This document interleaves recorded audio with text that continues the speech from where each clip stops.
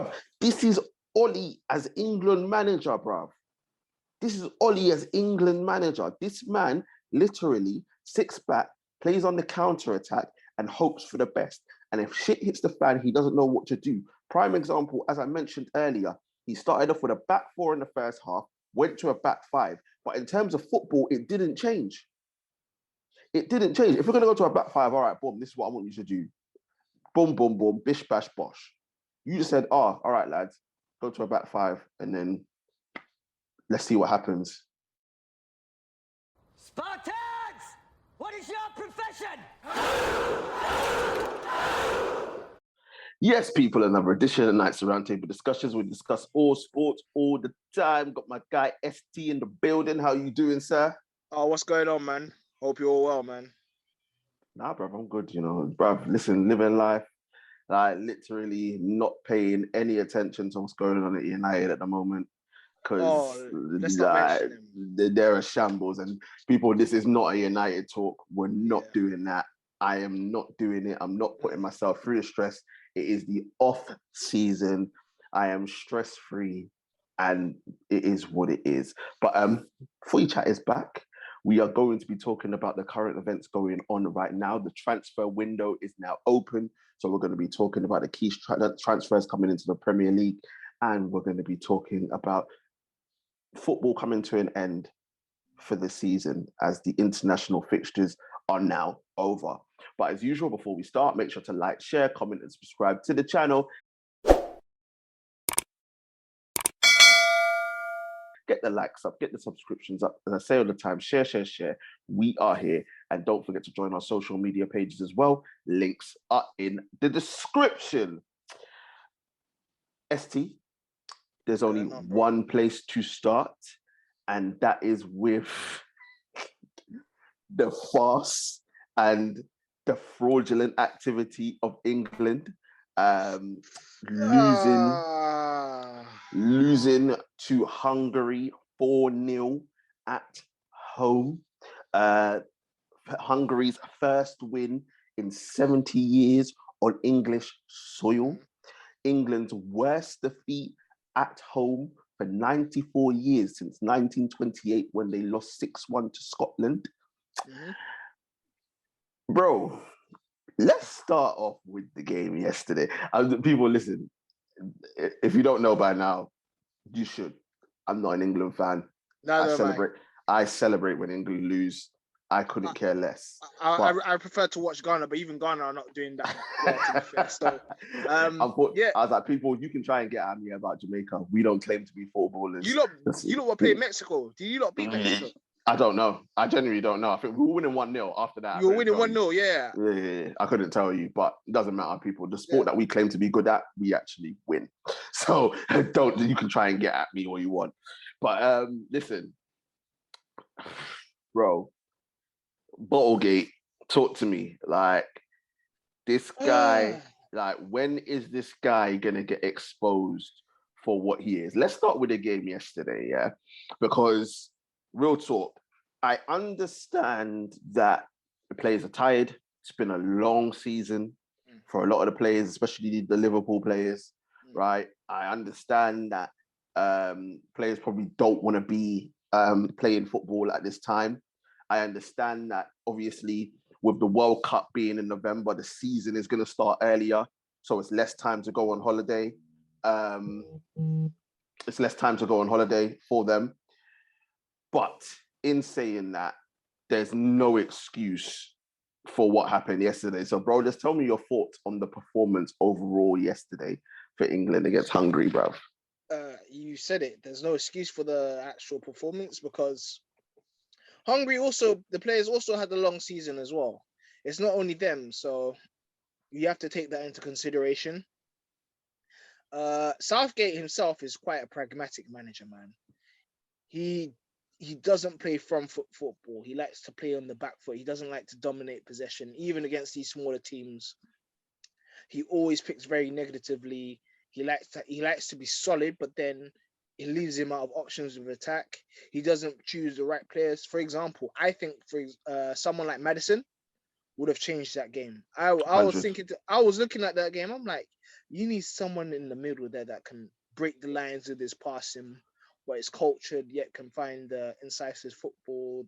Mm-hmm. I was looking at it. I was like, mate, this is a Madison game all over. But he just has too many athletic runners, not enough players with actual guile that can open up defenses. Mm-hmm. And you know what? Hungary were organized, caught them on the break a few times. They have Szoboszlai, who are known for a long time, is a decent player. Is that a guy that plays for Freiburg? Yes. Yeah.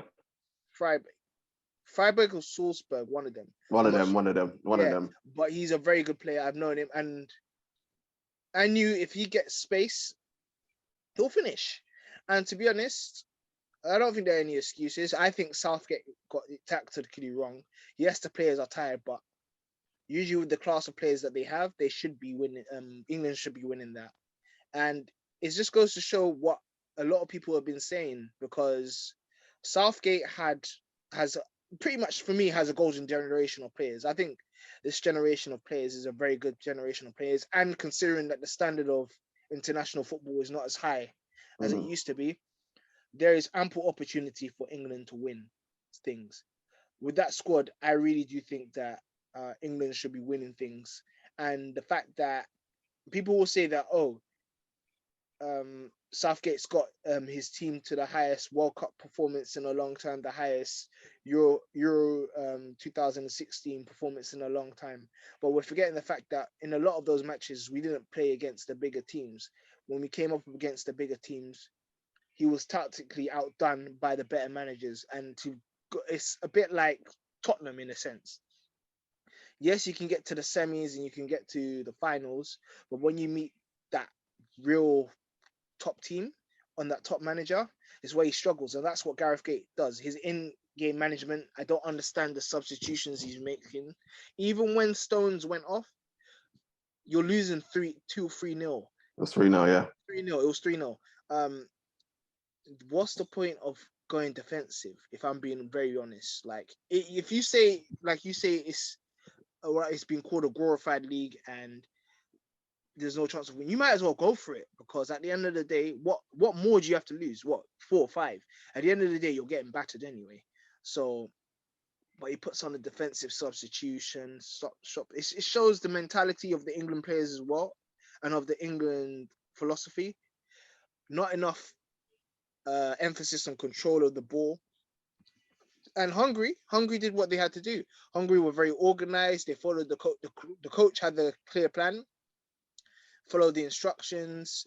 They were pressing high. They put England on the back foot because they noticed that England's defense isn't the quickest. So they utilized that. And you know what? The manager did a number on England, man. And Gareth Southgate, for me, he should have gone before, after the Euro 2016. It sounds harsh, but 2020, the last Euro. Sorry, 2020. Yeah. It sounds harsh, yeah. Yeah. 21, 2020. 2020, but it's in 2021. Yeah. Yeah, exactly. But people will say it's harsh because he got to the final. But if I'm being honest, he beat who he's supposed to beat. But in order to actually progress, we need a different caliber of manager and to play progressive football. So that's my thoughts in England. With the talent that they have, they're not interesting to watch, and Hungary did a number on them. People, thank you for watching. ST summed it up. I don't need to say nothing else. Listen, like you literally covered everything. I literally covered everything, bro. Like, I can't even, like, what can I say? Like, look, in terms of BottleGate, I said, me, 2 6-year Pardue deal for BottleGate.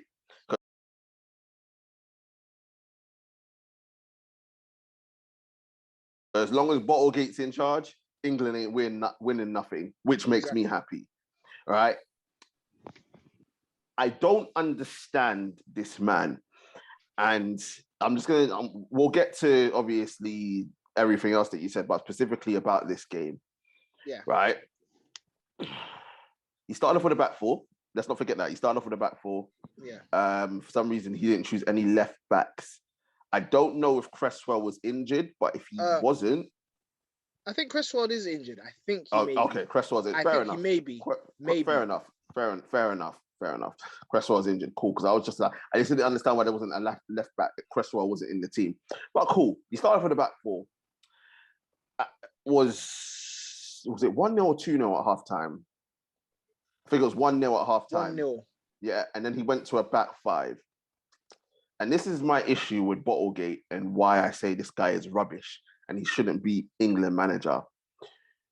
You went from a back four to a back five and you got worse.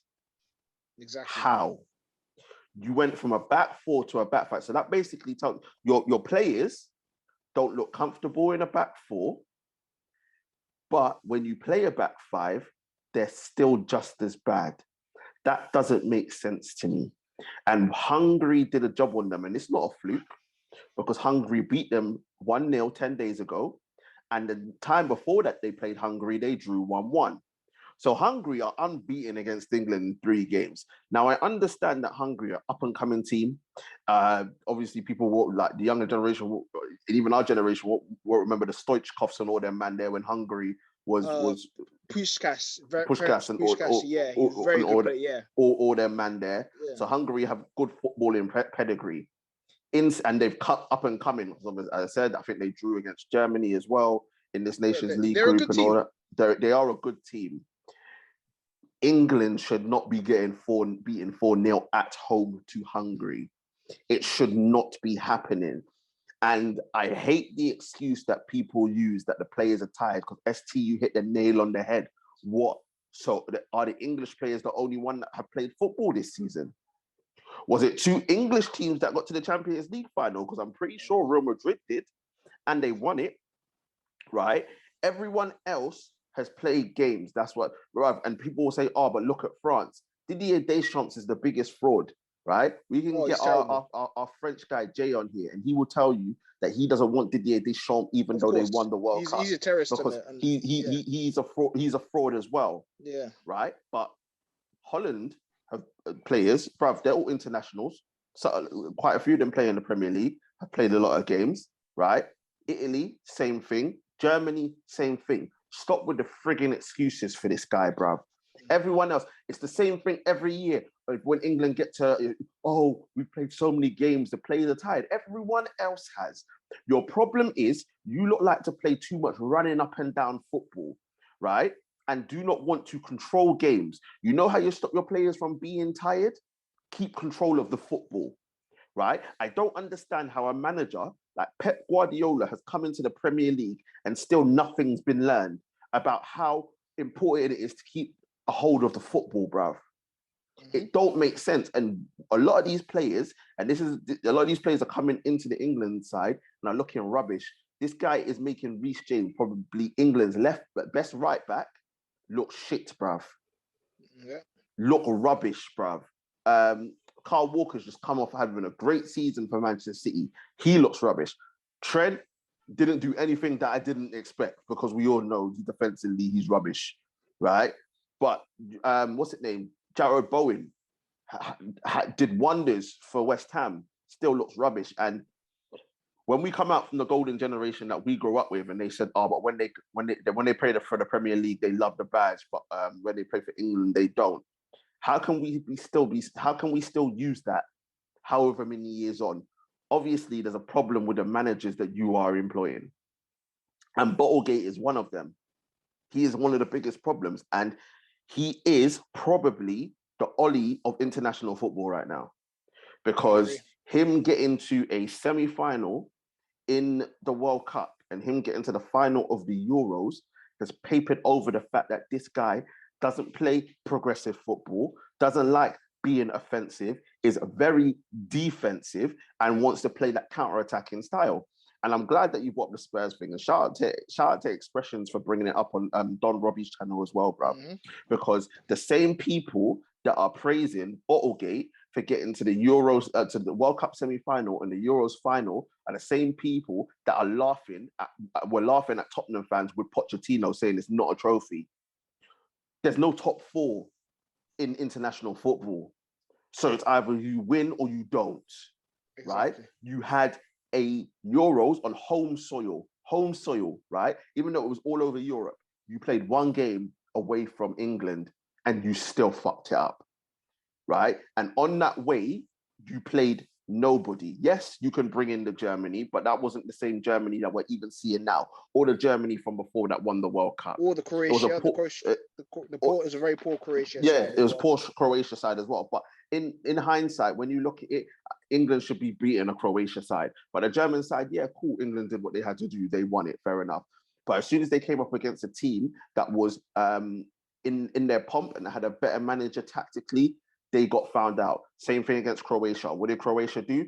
Second half, they dominated the midfield, got found out, right? And this is my point. You cannot have this guy in management when he keeps doing these things. ST, let me reel some stuff off to you, yeah? Go on. BottleGate's record against big nations, right? 18 games. I'm going to include that Croatia team because they were just that was like their final pomp. The Croatia team in the World Cup. Yeah, that was of their golden, Modric, of their golden generation. That was probably their final one. So 18 games, yeah, 4 wins, 6 draws, 8 losses against big nations. Bro, that tells you everything that you need to know. Yeah. Right? Everyone talked about the World Cup and how he got there. He lost to a Croatia side, right, that they probably should have beat a Colombia side on penalties, right? I think before that, it was, I think they played Sweden in the last 16. Don't quote me on that. But they played Colombia as well. Yeah, Colombia in the quarters. Colombia, they won on penalties. Yeah, Colombia and they won on penalties. People forget when they came up against a big nation, they lost. They played Belgium in the group stage and lost. Yeah. They then played them in the 3rd and 4th playoff and lost. Right? In the Euro final, obviously, as I said, credit to them. They beat a German side. It's a scout because it's a derby for them. Cool. You came against Italy side, you lost. In these losses as well, they've lost to France, even though France were down to 10 men. They've lost to Spain in that time as well. Anytime this manager comes up against a big nation, he doesn't win. He doesn't win. He either draws or loses, right? And you cannot have somebody like that. You cannot have somebody like that with this crop of players, right, leading them, because it's no longer, obviously, the golden generation that we grew up with. They were in their prime. It was like, yep, go on, get out there. These guys are young players coming up. They can't come up this way because they're gonna suffer the same failure that the ones before them had. And it's nuts, bro. It's nuts. And I hate the fact that people are saying, well, he did this and he did that, so he should get the opportunity. No, there's no time for sentiment in football, bro. You can see where this is going.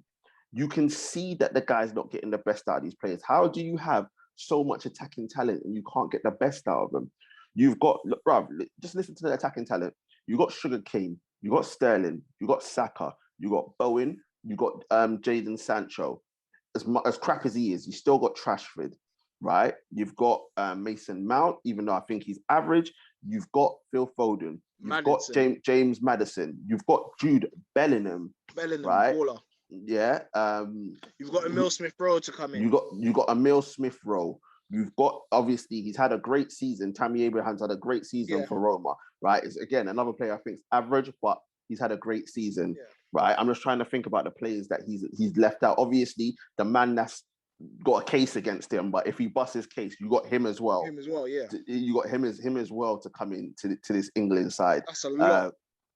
That's a lot, and those are the only ones that I can think of on the top of my head. People, there's more. How can you have so much good attacking talent and you're not getting the best out of it? Everything just revolves around Sugarcane. And I get it. I understand that. He's the talisman. But you need to make everything work. And this, bruv, how do you play 5 at the back and still play 2 holding midfielders and still be so crap?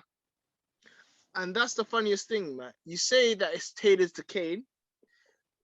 Kane would benefit from 2 wingers, like for example, run across him, or because you're saying it's tailored to Kane. This isn't tailored to Kane. Two midfielders, defensive midfielders. Kane or sometimes has to create I it didn't say it's himself. tailored to Kane. I said he wants to tailor to Kane. He wants to, So but he's not. That's the thing.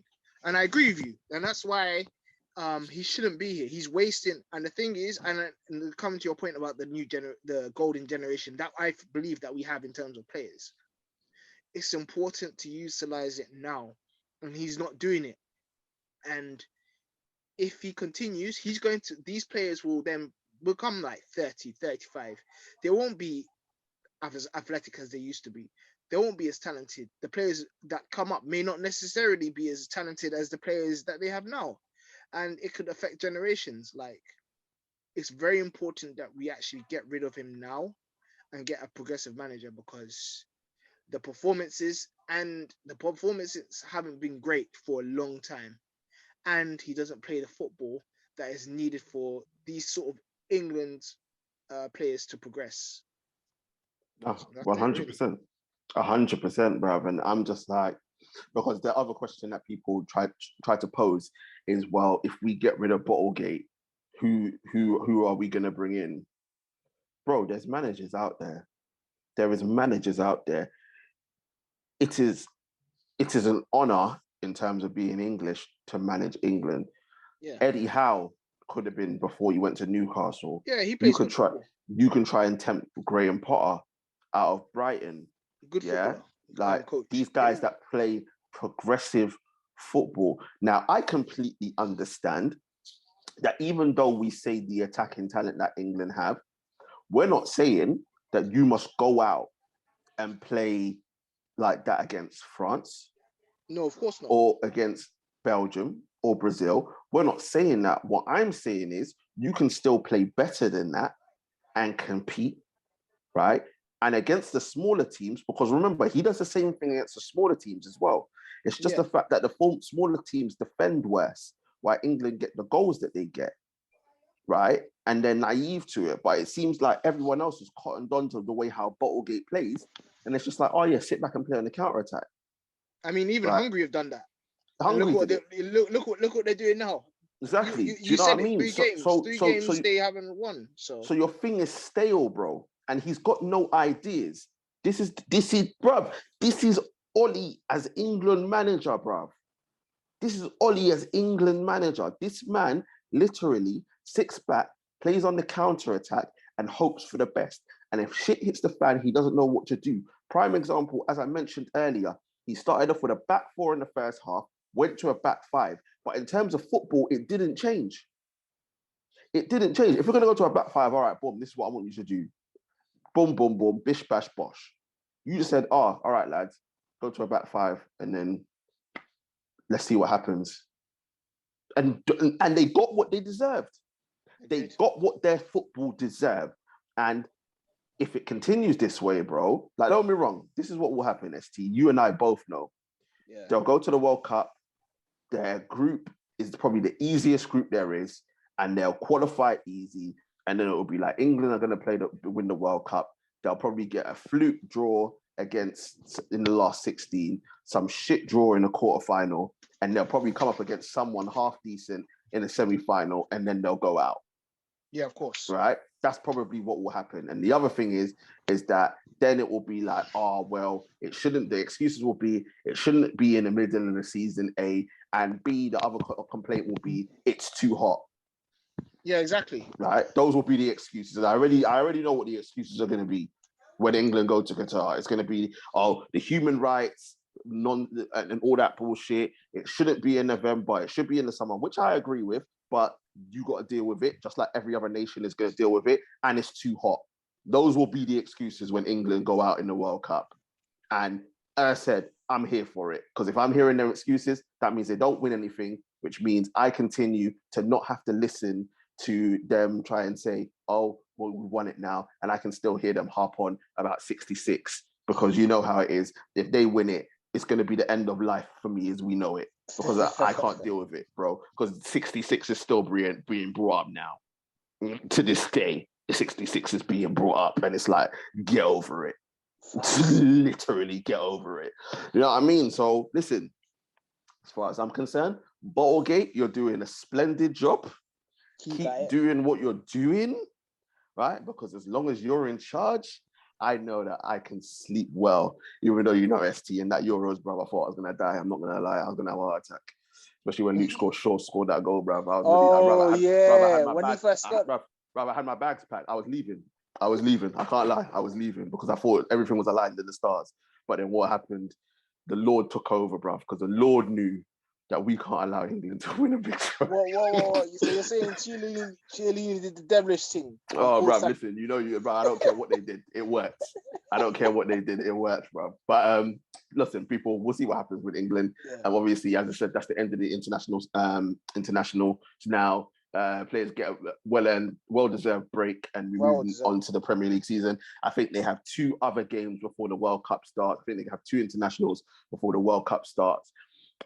So we'll watch this space and see what happens. But if I'm an England fan, I want BottleGate out the door ASAP because he's no benefit to those players. He's no benefit to the England fans, and he completely deserved the boos that he got against Hungary because it's absolutely disgraceful. And I hate, don't give me no fucking excuses about the players are tired because everyone else's players are tired and you don't see them putting them performances in. And as I said, don't try and bring up France because the French people want Deschamps out and Zidane in. So there you go. Exactly. But the one thing that Deschamps has that BottleGate doesn't, he has a World Cup to back himself up. And a captain. Exactly. But people are going to move on. Next, obviously, ST, bad news for us in both camps. Obviously, Erling Haaland signing for Manchester City. 51, they activated the release clause, £51 million. When you add up everything else, it works out to be 85.5 million, which for a striker of his caliber is absolute bargain. And then Liverpool buying Darwin Nunez from Benfica for 85 million. Haaland is on a 5-year deal. Darwin Nunez sounds a 6-year deal. Let's start off with Erling Haaland, bro. Obviously, we've discussed it before, but not at great lengths. But it's now done, sealed. Everything has been signed. He is at Manchester City. Bro, obviously, we need to come at it from a neutral perspective, but obviously we're screwed. But in terms of the Premier League, bro, do we just with this signing, do we just have to hand the Premier League over to Manchester City now because of what this man can do? Because he's an absolute machine. Obviously, he scored 86 goals in 89 games for Borussia Dortmund. Now, people can say about the German league and say it's not that strong and blah, blah, blah, and it's only Bayern Munich. Bro, it doesn't matter what league it is. It's one of the top 5 leagues in Europe. So it's impressive nonetheless. And he isn't even at the best team in that league. And he scored that amount of goals. So, bro, is the Premier League over already? Ooh, I mean, to be fair, it may be. If the chances that Man City created fall to him, and he's able to link up play and improve on that a little bit, it's peak. Because Haaland, all those chances that, for example, Foden and Jesus and them man were missing. Hey, listen, let's say Haaland could bag at least 6 out of those 10 chances, and I'm being very pessimistic there. Because that guy he's a shooter. And if he gets those chances, it's peak. It's problems. It's just about how he integrates into Guardiola's system. And that's the only reason why I'm like, iffy. And it's not necessarily because he's not a great striker. Is that Guardiola wants players to play a particular system. So it's interesting what Erling Haaland would how he adapts to it, or what he needs, or what Guardiola expects from him. But if once it gets running, boy, it's curtains. Honestly, it's curtains because he is an elite finisher. he has all the attributes to do very well in the Premier League. He's strong. He's got a very good touch. He holds the ball up very well. His right foot is pretty decent as well. He can header. His movement is very intelligent as well, and he's actually He's got for the way his football is. He's actually got a decent IQ in terms of football.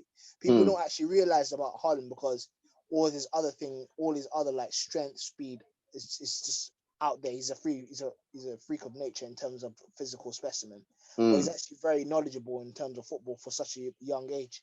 So if he gets that all clicking and builds within this actual team, it's curtains. Honestly, it's going to be it. And going on to that, it's going to be curtains. And at the end of the day, Man City have been dominating this league for years. The only team that are dominating the ball. And once you're dominating the ball, he won't need to think about defending so much. He just needs to think about is putting the ball in the net. 100%. 100%. Can't disagree. Bro, look. There's no point. I'm being dead serious. There's no point. There is no point. Everyone else, don't be wrong, obviously, I think City have still got a couple more signings to make, which is the scary thing. But, bro, I don't see the point in this season, to be honest. The only way I can see Man City not winning the league with this guy now is if all their focus is on the Champions League, which it is, and he's still on fraud watch, Pep. Especially if he doesn't do it this season. I don't care. I don't want to hear no settling in, no nothing. He's got Haaland now. If he doesn't win the Champions League, bro, biggest fraud in football. But I agree with what you say. Bruv. Listen, the chances that they were missing, or the chances that they weren't necessarily getting on the end of, he will get on the end of, right? The one thing you guarantee with this guy is goals. Goals. That Ruud van Nistelrooy mentality, goals. The biggest issue, and you touched on it, the biggest issue for Haaland and the biggest issue for Pep is how he fits into the system. And the reason why I say that is because we saw what happened with Aguero when Pep first came in. And Aguero was this goal machine, and obviously City fans loved him. And when Pep first came in, Aguero played the first couple of games, then he was dropped. At one point, people thought he was going to leave, but Aguero had to adapt to the system and the way in which Pep wanted him to play. And the rest is history in terms of that. So Haaland's going to have to adapt and try and get and fit into that style and system. And it's not going to be easy, especially, I think you touched on it a couple of weeks ago, especially the size of Haaland, because we've seen when Pep has strikers of size, it doesn't work. We saw what happened with Zlatan. We saw to a certain extent what happened with Lewandowski as well. Like strikers with size, Pep has an issue with. So it's going to be interesting to see how that works. The only difference I will say is Pep wanted Haaland, whereas I think Zlatan and Lewandowski, Lewandowski was already there. I think Zlatan was kind of forced on him more than anything else, whereas he wanted Haaland. So I think that's the only difference. The other thing that you said, and it's something that I don't agree with, I don't think his hold-up play is any good at all. I think that's going to be a part of his game he's really going to have to work on. And I say that because you're coming from a league, this guy's nowhere near his level, but it just goes to show Timo Werner was a goal machine in Germany. And we see how crap he is now in the Premier League. And one of the biggest parts to play in that is that obviously in German football, they practically all of them play the same way, high line. And Haaland loves to get in behind. In the Premier League, it's a completely different story because you're going to get people sitting deep. You're going to get teams that are not going to come up high. You're going to have to try and break them down. And I think that's where his hold-up play is going to be tested.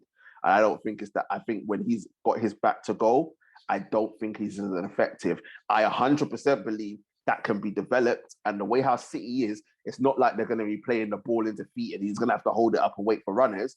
But in terms of getting it and passing it off and then moving and whatnot and trying, because if you can't get in behind, you have to play in front. And I think that's where his game will suffer a little bit. But with him being there, it will open up space for the KDBs and the Phil Fodens because they're now going to be occupied with trying to stop this guy because they know if he gets an opportunity, bro, it's going in the back of the net. So I think from that perspective, I think that Haaland's going to have to work on a few things, but bro, the guy's only 20. Like he'll develop and only get better under Pep. But I think initially he's going to have to work on that stuff. But me personally, bro, I say if he hits the ground running, forget about it. Yeah, forget about the Premier League. Forget about it. But Pep's still on what? Oh, he's on big fraud watch for the Champions League. Big fraud watch. There's no excuses this season. In terms of Darwin Nunez, first of all, ST, all right, 6-year deal, 85 million. Scored 36 goals for Benfica last season, including 2 goals against Liverpool in the Champions League. Up and coming, young striker himself. I think he's 20 or 21 as well. From Uruguay. In terms of him, what do you think he's gonna like? Let's not talk about his game. We'll get into his game. That's gonna be my next question. But how do you see, like, what impact do you think he's gonna have for Liverpool, and how do you see him fitting into Klopp's style? Because I was saying in the group, I was like, for the way how he plays football, I think Liverpool is perfect for him. But how do you see him fitting into this Liverpool team? Oh, he's perfect. This is a direct replacement for someone like Mane. What he thinks. Through the middle. What through the middle, yeah. But Mane's been playing through the middle, to be fair to him, a lot recently. But yeah, Darwin Nunez, he's very big, strong. He likes running. That's the sort, and he'll get a lot of time on the ball as well because of the way Liverpool press. It suits their style of play. So he'll be part of the front three that can interchange. I think Liverpool is actually the best club for him. I just don't think, but then again, I always think Liverpool needs something different to open them up. That's why I always kind of emphasize, for example, when Thiago's on the pitch, I always feel that Liverpool are such a better team because they're controlling the possession and stuff like that. But in terms of strikers, he fits the profile of what Klopp needs. It makes sense because Klopp plays his counter-attacking, fast, pace, press to beat the line football. Heavy metal, and Darwin Nunez is a perfect example of it. And for me, it's a shrewd signing in the sense that it fits the bill, and that's what you want. Even though we'll get into his game, and we'll get into his game in a bit, but you always want, there's a philosophy in Liverpool, it's that. And if you're buying players to match your philosophy, no matter what you think of the player himself, it's always going to be successful because he fits the profile, so you can mold the team around him. So it functions. It's like a well-oiled machine, if you understand what I mean. I think it's a very good. I think personally, for Liverpool, it's a very good signing. If, for example, if Man United were to sign him, it'd be a terrible signing. It would. Because obviously, yeah. Yeah, it would be, and 100%. And I know Man United fans would be saying, how is it going to be a terrible signing? Look at all the goals he scored for Benfica and blah, blah, blah, and this, that, and the other. One of the up-and-coming strikers, I get all of that. We're going to explain to you why we say that now when we talk about his game. His game is very much about getting in behind his physical attributes, right? So it's getting in behind and trying to finish. Liverpool play, as ST said, heavy metal football, pace, power on the counter-attack, right? That is how they play football, getting in behind, right? And Darwin Nunez suits that style. When we look at his game, though, ST, there are a lot more deficiencies. And don't get me wrong, Haaland's a freak of nature at his age for what he can do. I 100% get that. And Darwin Nunez can develop. But I don't think you can go from what happened, because who was he at before he went to Benfica? Do you remember, ST? No, but he wasn't. Wasn't it La Liga 2 or whatever that he was playing? Yeah, it was in quite a low league. And even this is his first time he scored. This is his only season he scored a good amount of goals. The other seasons he hasn't. Which is fair enough. As I said, he's a young guy. But, bro, I see too many deficiencies. And this is the reason why I say at United it wouldn't work. Because his first touch is abysmal. It's not great. His first touch is abysmal. His decision-making is awful. Awful, awful, awful. And his hold-up play is bad. His hold-up play is bad. And I say he likes to get in behind, but he can't dribble past players either. No. Right? And this is my point. And I said, I understand it. He can develop. He's very young. Under Klopp, it's a great manager for him to develop. But the reason why I say he wouldn't be good for United is because we haven't got the players around him to A, help him, or B, play a style of football that can accommodate him. And that's why I didn't want all that money going on him, because he's not what we need right now. He's a player that needs to slip into a certain system, and it's perfect for Jurgen Klopp. I'd say the same thing. I think if he went to Chelsea, he wouldn't be any good. We've seen what happened with the fat man. So I think even at Chelsea, he wouldn't be any good. Tottenham, I don't think he'd be any good. No. Right? So, no, you wouldn't, because he wouldn't. You'd be getting in Kane's way. Yeah. Arsenal, I don't think he'd be any good either. Actually, no, to be fair, he's better. Actually, he would, because he's better than Eddie and Nketiah. So, no, but you wouldn't get any chances. Yeah, this is it. They don't create. He wouldn't create. Arsenal will create chances for him, but again, it's trying to get in behind. Yeah. And this is the problem, and this is why, especially in the Premier League, and this is why I'm intrigued to see how he plays, because I have a feeling this guy is going to hit the ground running. He's going to score a bag of goals, and then once the Premier League season is in the middle period, I think he's going to go missing. When everyone's sitting deep, when there's things on the line, like relegation, top four, and teams are sitting deep and not allowing Liverpool to play, right, as we've seen Real Madrid do, I think this guy will struggle. Funny thing is, I think if he plays Man City will play right into his hands in terms of the space that they leave him behind. So it'll be another dimension for him. But I think as majority of the teams, I can see him in the middle to end part of the season. I can see him struggling, but I definitely see him hitting the ground running, because everyone's going to be like, well, how does he play? What's he going to do? And whatnot. So I think that it's a good signing for Liverpool. It shows a level of intent, especially if they end up losing Mane. But he has more to prove than Haaland. And as I said, Haaland is a freak of nature, just like Mbappe is a freak of nature. This Darwin Nunez right now is probably at a level that that very good strikers could be at his age, and probably less.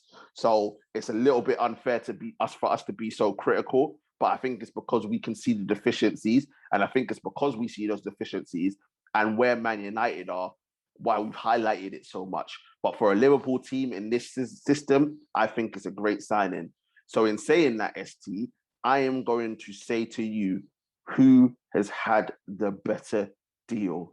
Is it Haaland to Man City, or was it Nunez to Liverpool? I understand this could be a very straightforward question, but I just want to hear your answer. I'm still going to say Haaland just a much, because the reason why I say it is because in a way, Haaland is still is kind of proven, if you understand what I mean. And yes, I do think Darwin Nunez will benefit from Klopp. It's just that Haaland is just a very good striker, man. He'll get so much chance, bro. He'll get so much chances. He will put the ball in the net. He will benefit from learning from Pep as well, in terms of the other side of football as well. And he knows the history. His father used to play for Man City. All that stuff helps him in his favor. He knows the area. It doesn't take him that long to. He knows Foden. He knows all these other players. He will settle in.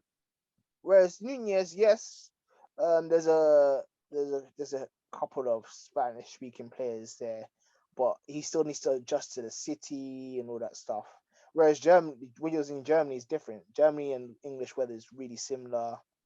That I'm looking at outside factors and stuff like that, as well as inside factors. Of course. So, and obviously in terms of selling as well, Haaland will make them a lot of money, even more money. I just think in general. In saying that though, I understand what you're saying, but I think the one thing that we both said, Darwin Nunez in terms of how Liverpool play, could probably go straight into that system and bang. We don't know what Haaland's going to do in a Pep system. So in that sense, you can argue that Nunez was probably the better signing because he's a player that could slip right in to the Liverpool style of play and the way that they play. Whereas with Haaland, I think that there's going to be a lot of adjusting. Don't be wrong. Sorry, I'm just bringing up the other argument. No, of course. I completely agree with you. I think Haaland is the better signing, and I think Haaland makes sense for City in terms of dominating. But there is that little caveat in there. If I want to take the other argument and say, Darwin Nunez can slip right, fit straight in to the Liverpool system, whereas Erling Haaland, it may take him a little bit longer in terms of the way, because we know how demanding Pep is. And like, if we go based off what Jack Grealish said he felt restricted playing for Pep. I think he said he has more freedom playing for England than he does playing for Pep. So we all know that players, when they play for Pep, he has a certain standard, a certain way of playing, which is possession plays and not giving the ball away. So will Haaland, coming from playing risky football in Dortmund, that could have a little bit of an impact on how he starts off for Man City? I mean, it could. That's my only worry, because you mentioned Aguero technically on the ball is actually, in terms of a Pep striker, technically we need to also realize like Aguero was very, very, very good technically, very good technically. It's just that he didn't run off the ball. Yeah. Guardiola don't like. Whereas Haaland will work off the ball. I've seen him; he'll work off the ball. He's just not technically as good as Aguero. So that's where which can be developed. Yeah, which can be developed. That's what I'm saying. That's why I'm saying yes. I do believe that there's certain things that Haaland would need to learn, but in terms of actually what Guardiola wants in a striker, in terms of pressing and stuff like that, and he can develop his game outside of that, I think that's why I think Haaland will be fine. But we'll see though. No, we shall see. And you mentioned people like Ibrahimovic. Ibrahimovic, as technically good as he is, never pressed the ball like that's another thing. Lewandowski, as good as he is, never wanted to press the ball, because these are ball to feet players, you know what I mean?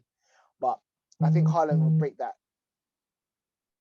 and that's the reason why I think he'll do well. But then obviously, I understand the side of like Nunez will fit into the way Liverpool playing. I understand that side, but I just think that, man, Haaland is just a very good striker and has the attributes that, parts that Guardiola likes in a striker, to be honest, because he preferred Jesus to Aguero, and Jesus presses like Haaland. Just that Haaland has a little bit more quality finishing and stuff like that. So listen, we'll see what happens.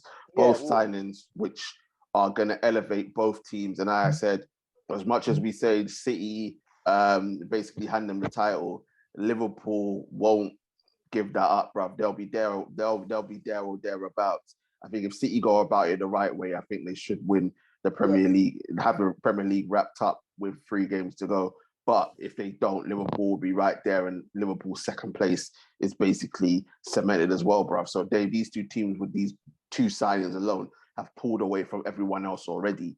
So we'll watch this space and see what happens. Finally, ST, the man in my background, Tchouaméni, bruv, 85 million euros to Real Madrid, bruv. Like, I am gutted. Because I wanted this guy from 2 seasons ago, right? When no one really knew who he was. And he's going to a Real Madrid side that's just done the double, winning La Liga and the Champions League, bro. Just explain to the people what kind of player they are getting. Bro, Tchouaméni is a very, very talented. He's a centre midfielder, very, very good on the ball, very intelligent. Links the play up very well. He can tackle. He can press with the ball. He's press resistant. This brother, and his potential is so high, so high. And the thing is, what makes it easier, there's like a little French Revolution and a Brazilian Revolution going on in Real Madrid at the moment. He's got his boy Camavinga, who's another player I wanted before. Camavinga is not even as technically as good as him. And Camavinga is a baller. This is what I'm saying. And this is why I'm worried now, because now Real Madrid are buying the proper players, you know. It's a lot of money for someone so young. Camavinga was a lot of money for someone so young, but these guys are elite. Honestly, people need to watch him. This guy is a baller. And there's a reason why Camavinga has done very well, but Camavinga last time was in the under-21s for France. This guy is in the actual team for France right now. Even though I don't rate Deschamps is a bit of a crackhead. Yeah. I'll just put it out there. But I will give him credit where credit's due. Tchouaméni deserves to be in that team because he is a different level of player. Very technically good, press resistant, forward passing, can run with the ball, can control the ball. He's just very, very, very good central midfielder. Very good. Nah, I hear you, bruv. Like, listen, I said I'm gutted. I've seen this guy from Monaco, bro. Like, he is elite, bruv. And there's a reason, people, as much as the ST and I both rate Labille and how good he is, Labille is 29. This guy is 20. So I completely understand why Real Madrid shelved going after Pogba and went after this young man, because, bro, he is the future. I said it in the group ST. I was like, when you look at the Real Madrid midfield now, yeah, obviously Casemiro, Cruz, and Modric, bro, with Tchouaméni now, their midfield is set for the next 10 years. Tchouaméni, Camavinga, and Valverde, bro. Their midfield is now set for the next 10 years. And the fact that they're going to learn off those three for at least a season, it's crazy, bro. Like, Valverde and Camavinga have already learned from them this season and done, as I said, won the league and Champions League, right? Tchouaméni coming in, he's at least going to get a season with Casemiro, bro. Like, it is crazy. And then when you look at Real Madrid, obviously Vinicius has just tied down a new deal.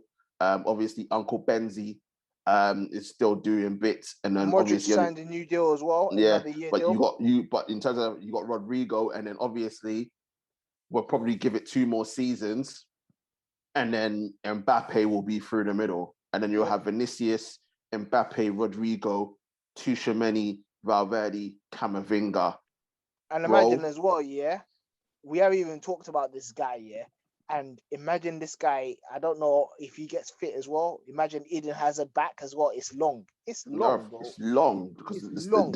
It's long, bro. It's long. So Real Madrid are definitely going in the right direction with Don Carlo, bro. Definitely going in the right direction. They've still got 1 or 2. Like, obviously, I know they've got Ferland Mendy, Militao's young as well. I know they brought in Rudiger and whatnot. They probably, the only thing at right back probably they need to address. I think if they address their right back, is good, but they need someone. Yeah, because Carvajal's 32 now, or 30. something like that. Yeah, he's 30 now. He's declining. You can see. Yeah. So if they could get an Hakimi from PSG, bro. He used to play for them. He used to play for. I know. I don't know why they let him go, but if they could get like a right back in, bro, Real Madrid are laughing. No, I'll tell you the reason why Hakimi wanted to go, because Carvajal was playing there. Yeah. It was one of those things where Real Madrid actually wanted to keep him. But Hakimi kind of took the high road and said, listen, I need to forge my own career. So that's why he decided to go to, was it Dortmund? He went on loan to Dortmund. And I think then he went to Inter. Then he went to Inter. Then he went to PSG. Now he's at PSG. Yeah. So that's why.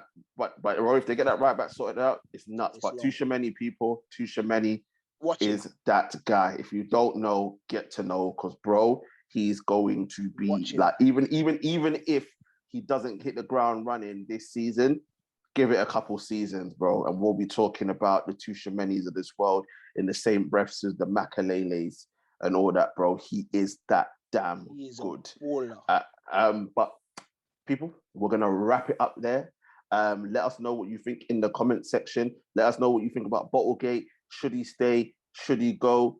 Are England a disgrace that they are? Can we blame the tiredness, or is he just out of his depth? Let us know who you think that should take over. Should it be Eddie Howe? Should it be Graham Potter? Do you have someone else? Could it be a foreign manager taking over the England role? Let us know about Erling Haaland or Nunez. Who do you think's got the better deal? Is it City? Is it Liverpool? Do you rate both? Who do you think is going to have the bigger impact? And let us know what you think about any other signings that have gone on. We haven't gone through all of them. We've only gone through the major ones. But Tchouaméni to Real Madrid, are Real Madrid now creating a dynasty with the players that we've just mentioned in terms of the longevity that they could have and whatnot? People, we want to hear from you. And as usual, before we go, make sure to like, share, comment, and subscribe to the channel. Get the likes up, get the subscriptions up. As I say all the time, share. We are here. I keep telling you, we're the only channel on this platform. So many different sports, so much good content, so much good banter, and all that good stuff. And don't forget to join our social media pages as well. Links are in the description. I want to say a very big thank you to my guy, Esti, and big up for your birthday, bro. You're hitting a milestone and that. Yeah, so I'm gonna be 30, man, tomorrow. Listen, welcome to the club, bruv. I'm a welcome veteran to the now. club, bruv. I'm the joining veteran TJ. club, the old man club, bruv. It's all downhill from here. I'm telling you. I'm telling you, but enjoy it, bro. Enjoy it. I appreciate it, man. But thank you very much, sir. Thank you very much, man. People coming up. Listen, all right, people coming up. NBA Talk will be back because Game 6 is happening Friday morning. So NBA Talk will be at some point next week. That's 100% as we wrap up NBA season.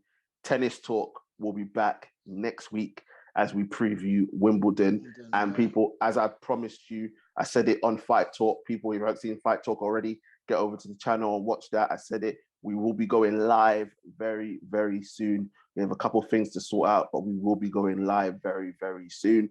For all you Arsenal fans, I know I promised it to you, I'm going to get onto the truth. Arsenal Talk needs to happen. I need a break. So I'm going to get onto the truth and make sure that happens. And we've got so much more content coming for you people. I think ST and I are going to leave a boxing talk very soon as well. So people, loads more content coming for you. But as usual, stay safe, enjoy the heat wave, and we shall see you very, very soon. Peace. Peace.